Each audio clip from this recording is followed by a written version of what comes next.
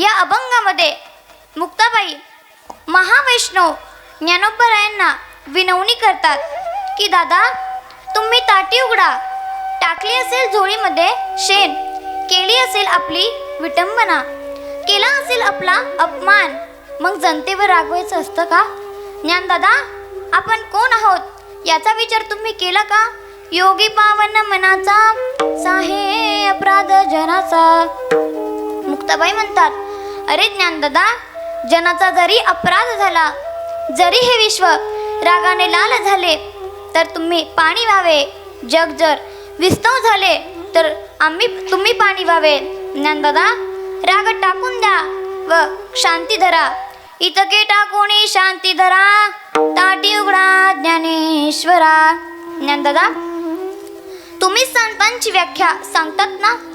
संत कुणाला म्हणतात तर तुम्हीच नाही का? ज्ञानेश्वरीच्या 12व्या अध्यायामध्ये तुम्ही स्वतः वर्णन केले आहे. जो खंडवया घाऊ घाली,